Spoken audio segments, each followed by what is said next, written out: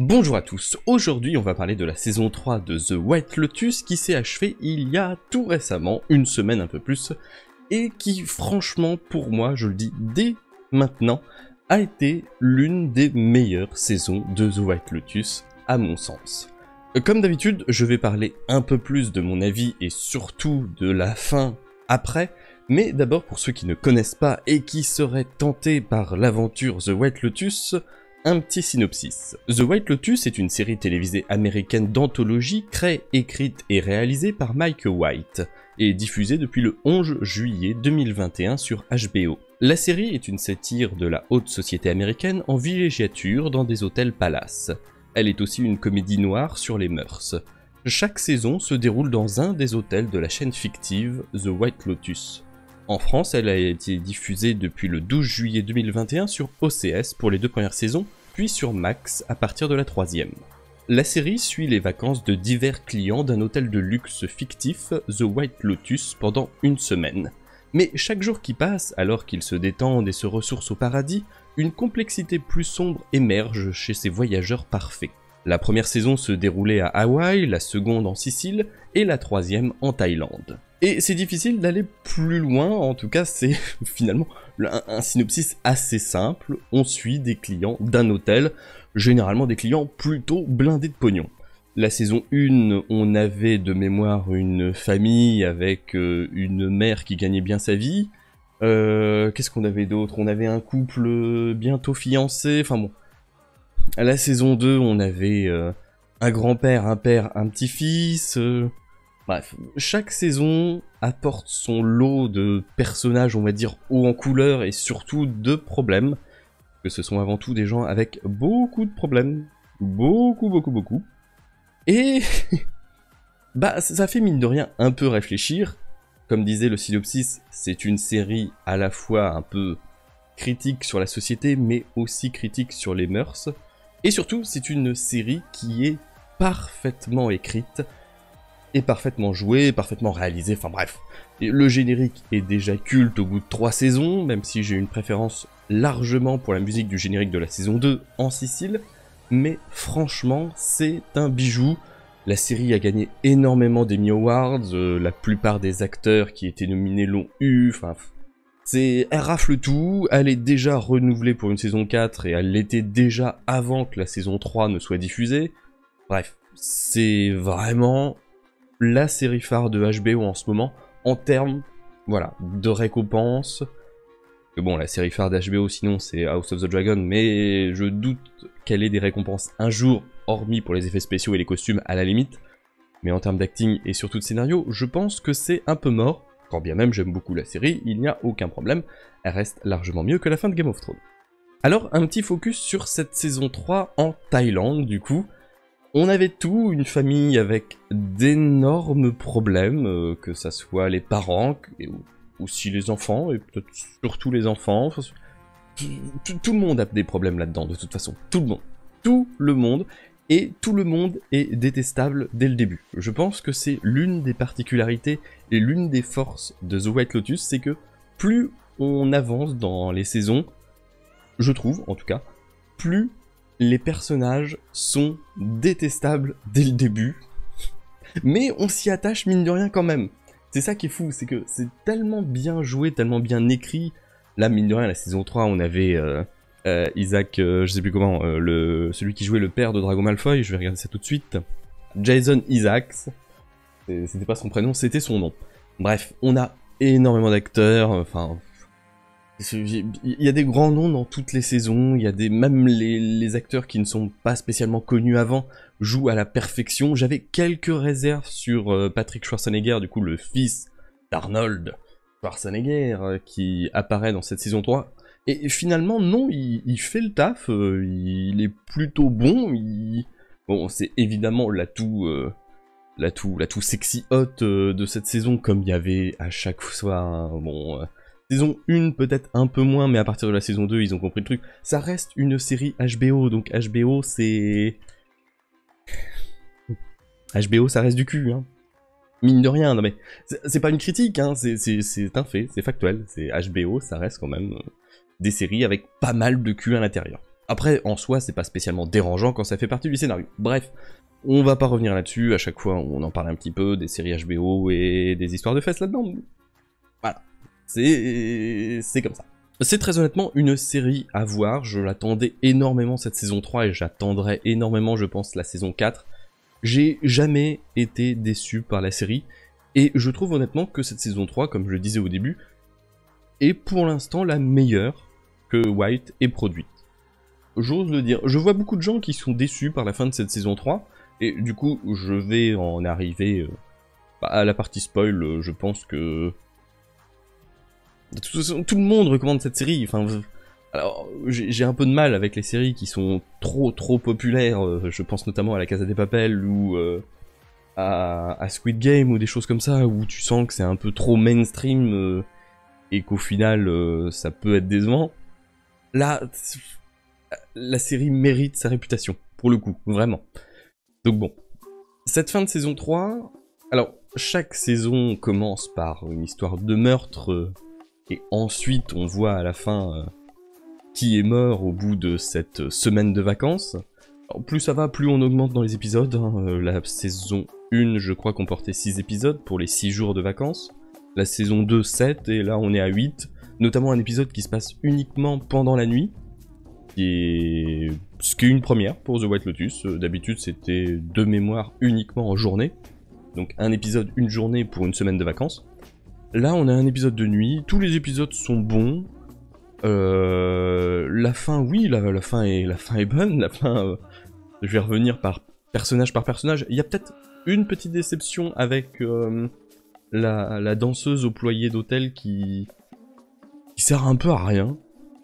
Désolé de le dire. Si, elle sert de love interest au garde, à l'agent de sécu de l'hôtel qui au final fait...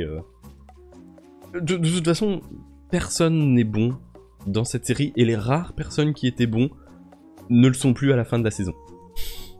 C'est le cas de l'employé de l'hôtel qui finalement, bah... Ouais, enfin, juste... Oh, bah écoute...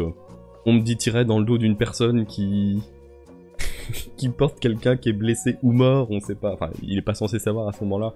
Bah écoute, je le fais, comme ça je vais être garde du corps personnel. Je vais pas dénoncer les 3 Russes parce que bon, bah ça va pas être... ça va pas m'arranger en termes de carrière. Écoute, ouais, non mais... un sac à merde quoi. un petit peu. Dans la catégorie sac à merde aussi, je demande Belinda, mine de rien, qui était dans la saison 1 la masseuse kiné employée de The White Lotus et qui là, maintenant qu'elle a énormément de pognon, fait la même chose que ce qu'elle a subi dans la saison 1. Donc vraiment le retournement de personnalité en mode non mais finalement va te faire foutre. Et non, j'aime beaucoup, enfin... Voilà, c'est une sac à merde, mais ce sont tous, sans exception, je pense, je suis en train de chercher. Si, à la limite, si, évidemment, il y en a qu'une, j'ai envie de dire, qui ne méritait pas sa fin et qui était pour le coup foncièrement bon, et forcément c'est celle qui n'a pas une fin heureuse. C'est Chelsea, parce que, voilà, elle, pour le coup, elle a été vraiment raccord avec sa personnalité, avec ce qu'elle pensait et tout, dès le début. Elle a jamais trompé son mec, elle a aidé les gens, elle a été adorable du début à la fin, mais vraiment, je trouve, je vais même pas dire qu'ils ont un peu forcé le trait, parce que, franchement, ça rend extrêmement bien. Elle est adorable du début à la fin. Et c'est elle qui se prend vraiment tout dans la gueule sur la fin. C'est vraiment elle qui meurt du coup, quoi, juste ça. Elle méritait sa happy ending et c'est la seule qui ne va pas l'avoir. Concernant la famille, bon bah... Je suis peut-être un petit peu... Allez. Si j'avais une critique à faire, c'est que je suis un peu resté sur ma faim. J'aurais bien aimé voir un peu plus de réaction des enfants, mais surtout de la femme, à l'annonce du fait qu'ils étaient totalement pauvres et que lui allait probablement finir en zonzon. J'aurais bien aimé. On finit sur un effet... une espèce de cliffhanger un peu pâteau. Voilà, c'est ma seule, on va dire, petite déception de cette saison. J'aurais quand même bien aimé voir ce qui se passait ensuite pour eux. Sinon, la femme... j'aime bien le fait que plus on avance dans les épisodes, plus elle est en manque de médicaments, puisque c'est lui qui les achourait. Et donc, elle s'émancipe un peu de sa personnalité de dépressive, blasée, etc. qu'elle avait au début, et elle devient plus sympathique et plus ouverte, même si sympathique est un bien grand mot quand on voit le personnage. Saxon, lui, pour le coup, a vraiment eu cette espèce d'épiphanie et se met à lire, et on voit le parallèle avec l'arrivée des trois enfants, qui reprenaient les trois singes avec la bouche fermée, se bouche les oreilles et se cache les yeux. Là, finalement, lui se met à lire. Elle s'est rendu compte qu'en fait, elle était pas meilleure que sa famille et que ses parents, et que elle a besoin de cet argent, de ce luxe, etc. C'est honnêtement un truc que je n'avais pas vu venir. C'est... Encore une fois, on part sur le principe que ce sont tous des connards. Tous des merdes à leur manière. Elle était présentée jusque-là comme la seule qui sortait un peu du lot, où tu te disais, elle, il y a peut-être un petit peu d'espoir, etc. Bah non. Non. Elle balance ça d'un coup comme ça, le fait que non, elle a besoin de bien manger, d'avoir son luxe, d'avoir sa climatisation, d'avoir sa grande chambre. Et à savoir qu'apparemment, il y a une scène coupée qu'ils ont coupée du dernier épisode où elle couche avec le fils de Belinda. J'ai plus son prénom. Et voilà, parce qu'au final, Saxon avait raison, elle était vierge. Et voilà, elle se le tape parce qu'elle est en mode bah j'en ai plus rien à foutre. Donc voilà, elle avait vraiment toutes les tares. Le fils qui... Par où commencer avec lui? Il a des sentiments bizarres pour son frère et sa sœur. Pour son frère, ça c'est sûr. Mais je pense aussi pour sa sœur. Il y a des regards un peu bizarres quand elle est chez les moines. Voilà. Bon, c'est dégueulasse d'utiliser un blender qui est déjà sale. Hein. Moi, par contre, voilà, jamais tu fais ça. Bref. Mais je pensais vraiment qu'il allait mourir. Pour le coup, oui. Ça aurait été un peu... Est-ce que ça aurait pas été trop dramatique pour la famille qui était déjà bien dans la merde? Je sais pas. Après, je trouve ça aussi bien qu'il ne meurt pas. Voilà, il a un peu tout pris dans la gueule. Il sert un peu à rien dans la famille. Enfin, maintenant, c'est devenu une espèce de pièce rapportée qui sait plus trop où il va, etc. Donc, j'apprécie assez. Les trois amis? Ah, les trois amis. Quelle belle amitié. En vrai, je suis sûr que dans 20 ans, ça pourrait être moi. Mais non, je suis pas sûr. J'espère pas pour moi. Mais non, voilà, c'est tellement de relations amicales qu'on peut croiser ici et là et qui sont tellement, hélas, classiques. Les non-dits, la jalousie, les messes basses. Est-ce qu'il y en a une pour rattraper l'autre? Je ne suis pas sûr. Si, à la limite, j'ai envie de dire, il y en a qu'une qui avait une seule tare, c'était d'avoir voté Trump. Ce n'est pas du tout une série orientée, mais la scène était quand même drôle. Mais on va dire c'est la moins, en tout cas de mémoire. Après, sa partie à elle est plutôt dans le milieu de la saison qu'à la fin, donc je suis un peu plus nuancé là-dessus sur ma certitude. Mais c'est peut-être celle qui a le moins de défauts apparents. Hormis d'avoir voté Trump. Et d'aller à l'église, et de faire partie d'une communauté. L'autre, elle est... Du coup, l'actrice est totalement à but d'elle-même. Elle fait des coups de pute un peu à tout le monde. Celle qui a joué dans The Gilded Age, une série HBO aussi, très bonne série d'ailleurs. Un petit côté Downton Abbey, mais version grande époque américaine. Pas mal du tout. Avec également Jen Lockhart de The Good Wife et The Good Fight. Bref. je digresse encore une fois, mais très bonne série. Elle, pareil, bon bah, envieuse de ses amis, qui assume pas trop sa vie un peu de merde. Voilà, enfin, trois amis classiques, quoi. Et enfin, oui, le couple avec Rick, qui cherche désespérément à venger la mort de son père. Je suis ton père.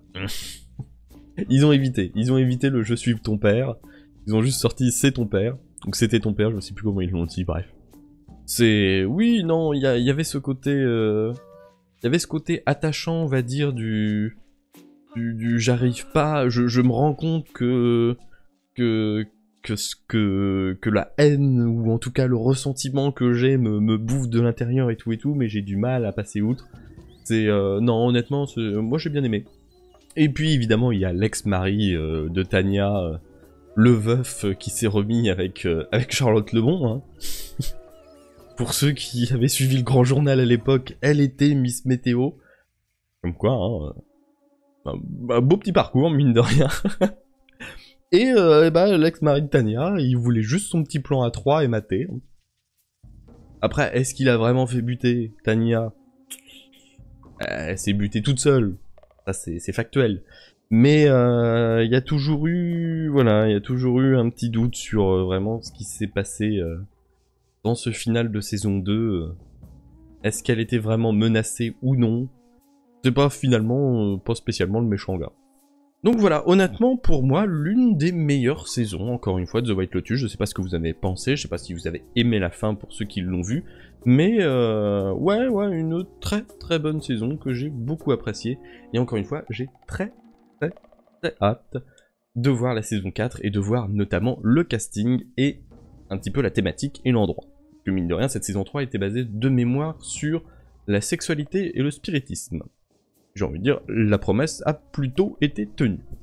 Bref, dans tous les cas, je vous retrouve bientôt pour discuter séries, que ça soit les Anneaux de Pouvoir ou la série Harry Potter qui arrive, ou une autre série, notamment probablement Yellow Jackets. Pas de spoil. Donc si cette vidéo vous a plu, n'hésitez pas à mettre un j'aime, à la commenter pour me dire ce que vous avez pensé de la série. Si vous n'êtes pas déjà abonné, je vous invite à cliquer sur le bouton. Et en attendant, merci à vous, et à la prochaine.